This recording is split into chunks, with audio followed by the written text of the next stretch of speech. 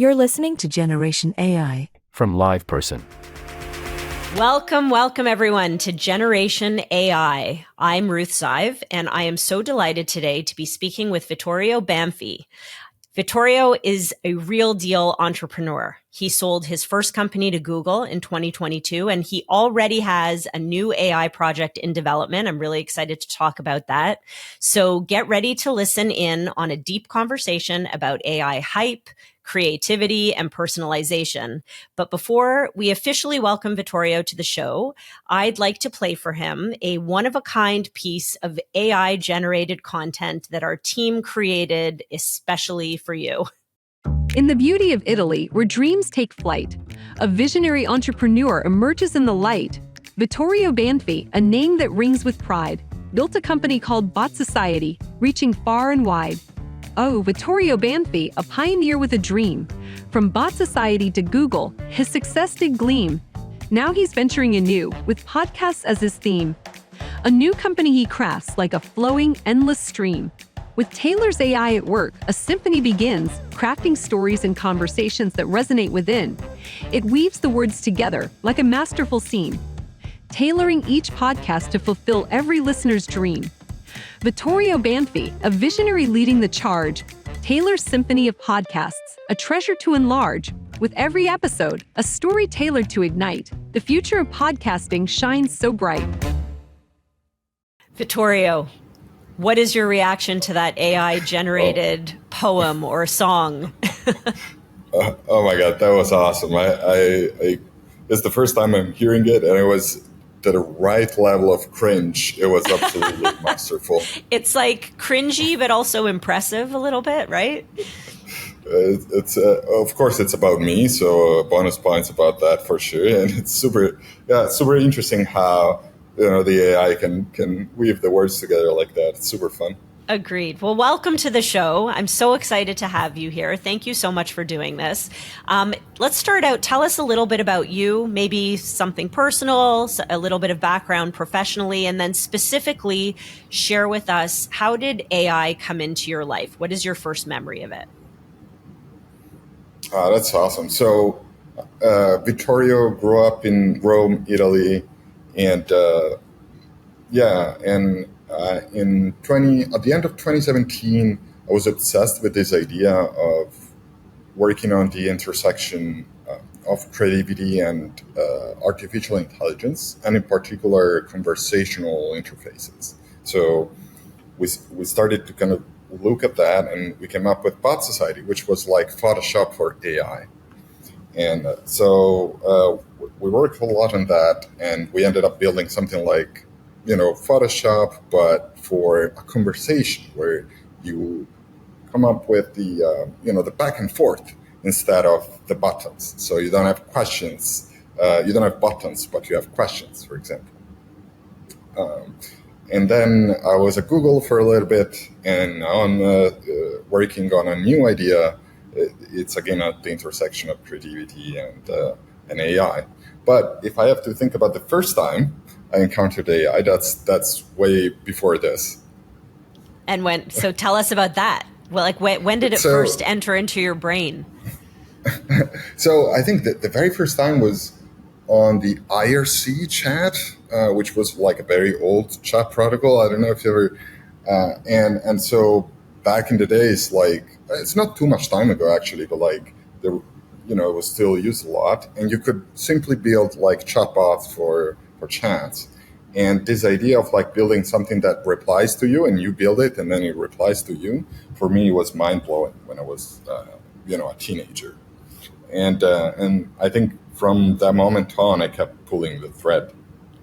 Interesting. Well, I'm old enough that I remember the world even before the internet. So my earliest memories of artificial intelligence are very different, fantasies of like robots ruling the world. That's sort of my earliest frame of reference. So sounds like, your coming of age was very much in an era where this was already possible in some ways. Like the earliest signs of AI emerging into the world were starting to become real, which must have been a very exciting thing for you. I can still hear your enthusiasm and passion. I'm wondering though, given, the big bang sort of that we've experienced recently or this last November around ChatGPT, it feels like it's been an explosion. In fact, I read recently that there are over 100 new AI companies appearing on the market every single week. Like it's pretty crazy. I wonder, of course, how many of these are actually AI companies, and wondering from your perspective, what's real and what's hype around all of this, this watershed of interest and activity. Yeah, that's super interesting, because I think if you've been in the industry or in the space for a while, the release of ChatGPT was interesting, was foundational for sure. However, you could feel it that the Da Vinci before it and GPT-2 were already very, very interesting, and so it felt a lot more gradual for us at least. That said, I have seen a lot of hype cycles now, at least 3 in my life. And in my experience, there's 2 types of hype cycles. There's the hype cycle around something that could work in the future. And there's the hype cycle around something that is actually useful. And in this case, the sensation is generative AI got to the tipping point where it's actually useful. And so like at Bot Society, we're using GPT-2 back in 2018. And, we found ways of making it useful. It was amazing. But of course, like it was an order of magnitude less useful than GPT 3.5, which is what ChatGPT is based on. So all in all, hype around something that's useful, it's good. So it's interesting what you're saying. So from your perspective, and this makes a lot of sense to me, the hype was less so about the promise, which had been around for a long time, and there was even some utility around that promise, some reality to that promise.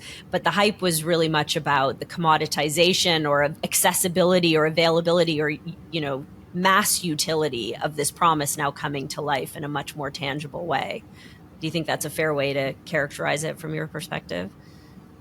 Yeah, absolutely. It's like you've reached the point where the gradual improvement is so, it gets to the point where it's actually useful. And so you keep adding, 1% better, it's 2% better, it's 3% better. And it gets to the point where it's kind of tipping point where it's actually useful and everybody sees that. And that's the hype cycle we're in. Right? And so if we're at the tipping point, yeah. If you think about, the visual of a hype cycle and we're at the tipping point, you think it's coming down now? Like how much time, like if we've peaked, you think now it's sort of settling and the hype is going to settle into a better state of reality? I think that would be a healthier than crazy, peak. But in my experience, when there's a hype cycle around something that is actually useful, the lull, kind of the decreasing part of the curve is not as steep. So I expect, some hype to decrease, but still, like, I don't see people, not using ChatGPT or similar tools anymore in like a month. I don't see that as realistic. That's gonna stay with us. And so, yeah. Got it. So it will be less so, it will be hype that is no longer mounting, but hype that is sustained because it will just integrate into our lives is probably what will happen. Exactly right. Yeah. Okay, well then let's talk about that a little bit, especially relative to your world. You have a new company now. Very interesting to me because, as you know, I work in a creative world. I head up marketing. So tell us a little bit about Tailor, what it is, and how it's leveraging AI throughout the user experience. Sure. So Tailor is your personalized daily brief. So our AI creates a podcast or a newsletter for you, just for you. Just say, oh, I'm interested in this, this, and that. I follow this YouTube channel, this podcast, and like every day creates a curated, summarized brief for you. And then you can dive in. But it's basically your content wizard.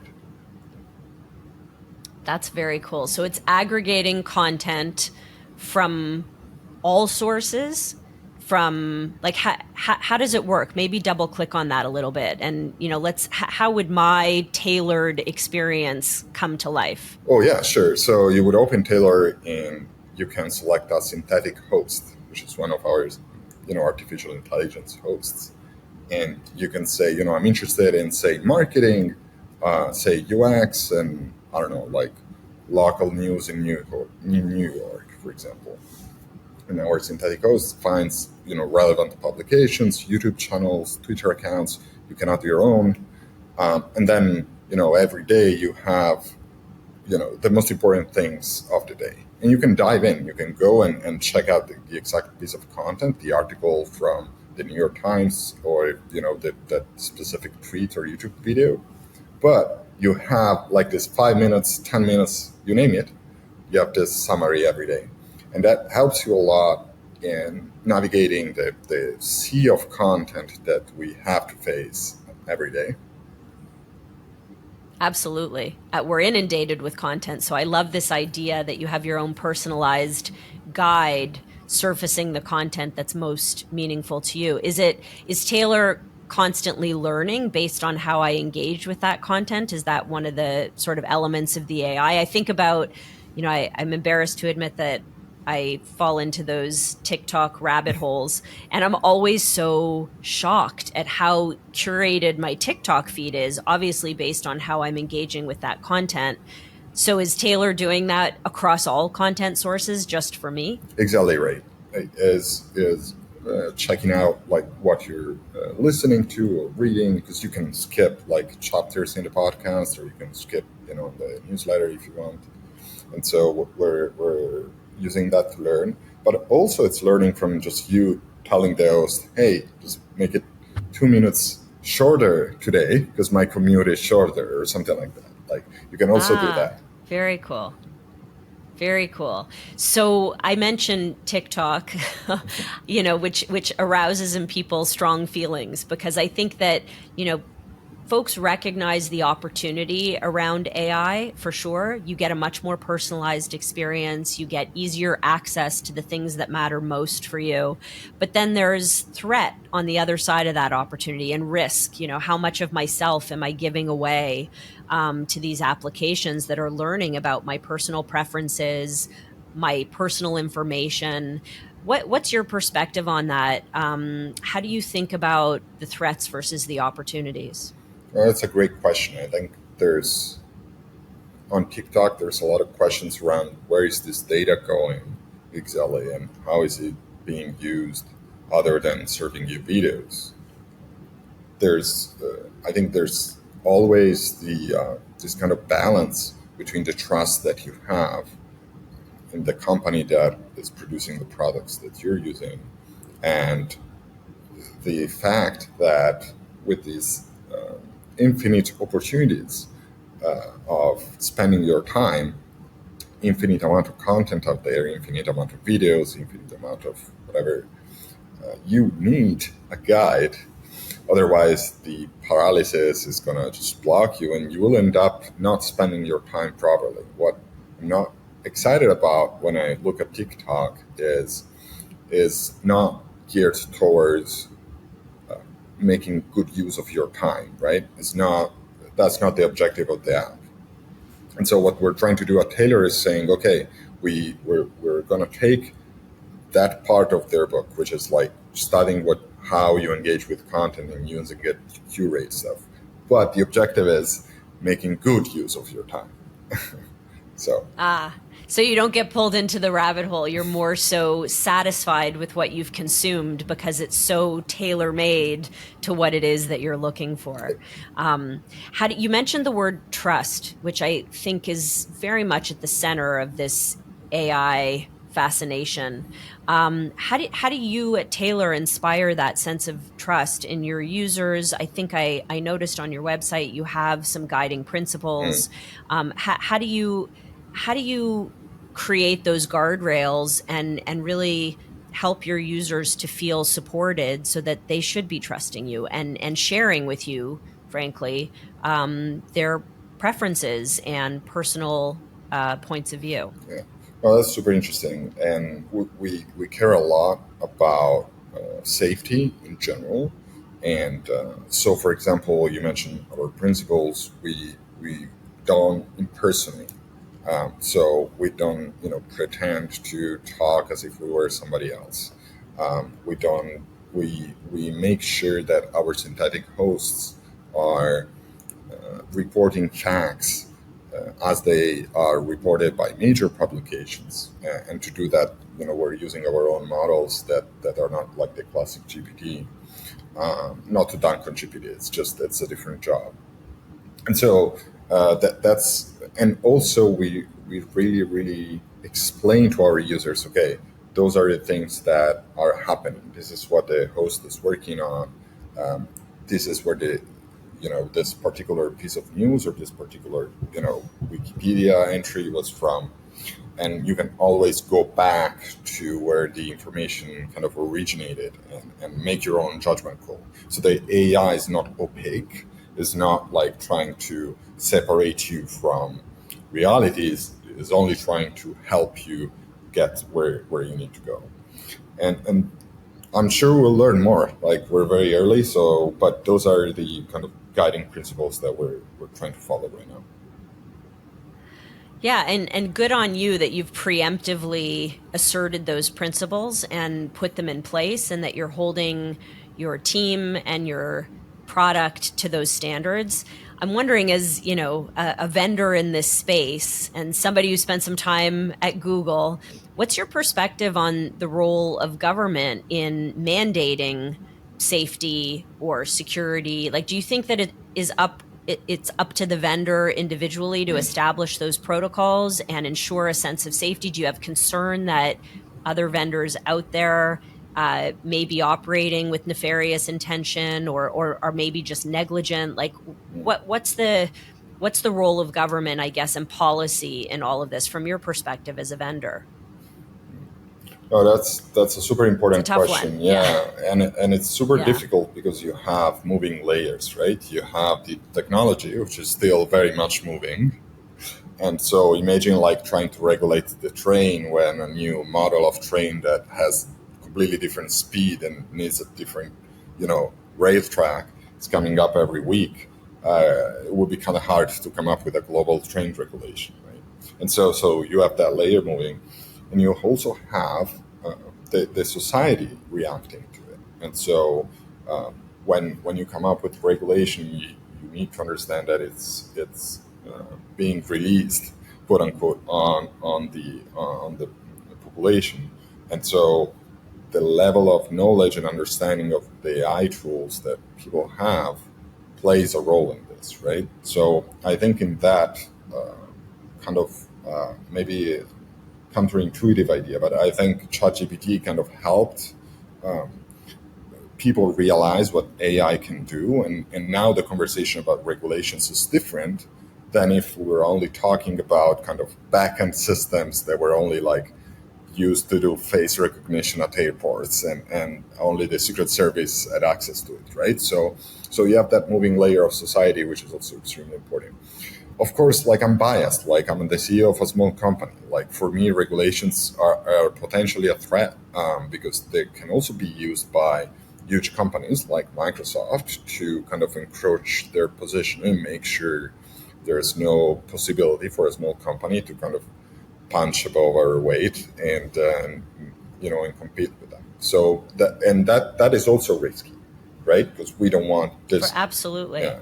So. And regulation can thwart innovation for that reason, right? So we don't want to hold back innovation, and it's a really interesting time. I think we're going to see a lot of stuff converge and unfold over the coming years. But I think you made a really excellent point, which is now the hearts and the minds of the masses have been open to the possibility of this technology. It's not behind a curtain anymore. We've all sort of seen what it could do and the value that it could add to our lives. And so the average person is now very much a part of the conversation, which I think, to your point, changes the nature of the conversation, so to speak. So, okay, so moving away a little bit from Tailor and your role as CEO, talk to me about what you see as, what is the greatest opportunity on the horizon relative to AI from your perspective, like the thing that you are most excited about? And then what is the thing that keeps you up at night that you're most concerned about? That's a great question. So, I've always been fascinated by how creative people will leverage this type of technologies.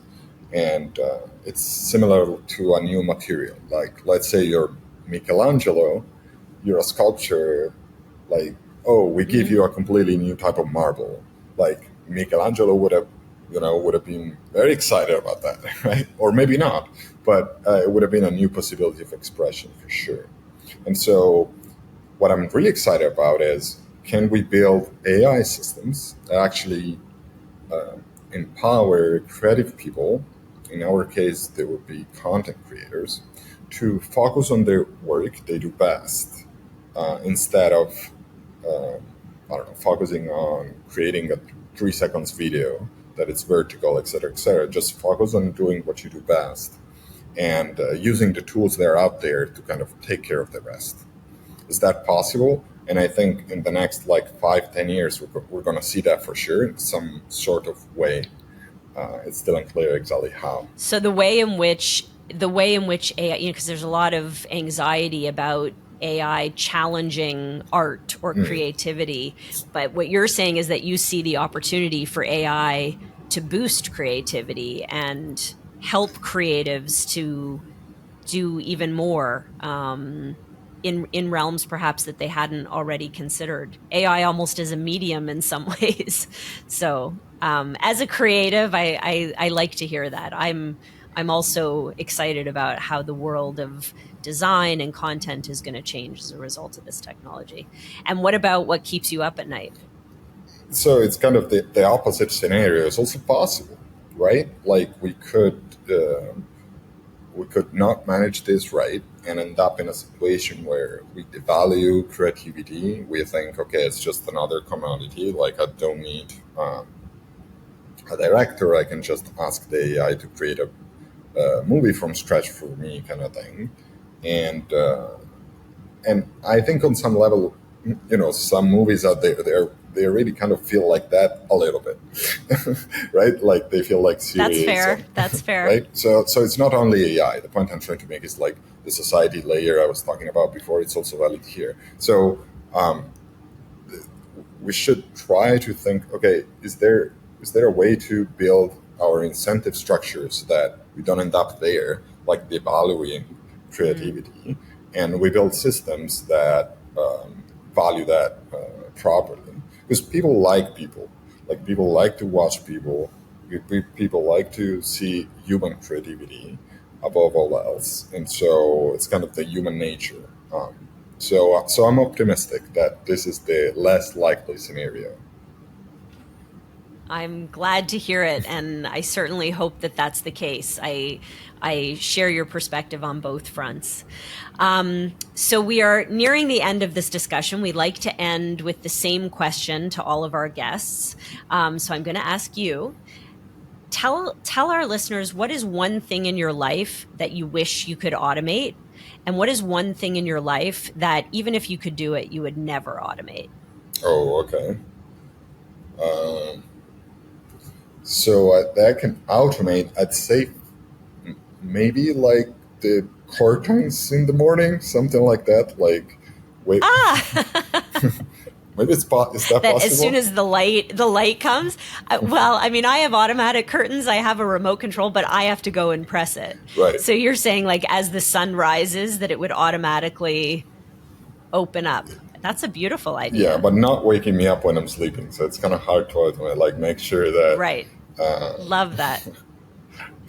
Yeah, that's for sure. So not automate. I really like to cook, and so for sure I would never like. I'm sure we're gonna get to the point where you can have a box, kind of like in the sci-fi movies, that just comes up with any food you mention, but that would not be so exciting for me. I agree with that. As long as you can automate cleaning up the dishes. that part of it would preparing a meal would be okay. But yeah, I agree with you. There's something very, romantic and meaningful about preparing food, rolling up your sleeves and actually doing it. So I think I agree with that. So Vittorio, I want to thank you so much for your time today. I really loved this conversation, and I'm thrilled to now be connected to you. I want to try out Tailor myself. Tell all of our listeners where they can find you or where they can learn more about Tailor. Sure. They can go to usetailor.com and they can sign up for the beta. It's very easy to get started and it's free. Amazing. And listeners, please don't forget to subscribe to Generation AI wherever you get your podcasts, and tune in next time for some more discussion about the opportunities and potential pitfalls of artificial intelligence. Vittorio, thank you so much. It was great, and please send me the song you created for me with AI. That was super fun. Absolutely. We definitely will. You've been listening to Generation AI, Automating Better Business, a show from LivePerson. Never miss an episode by subscribing to the show in your favorite podcast player. Please give us a rating, leave a comment, and share the episodes you love. Until next time.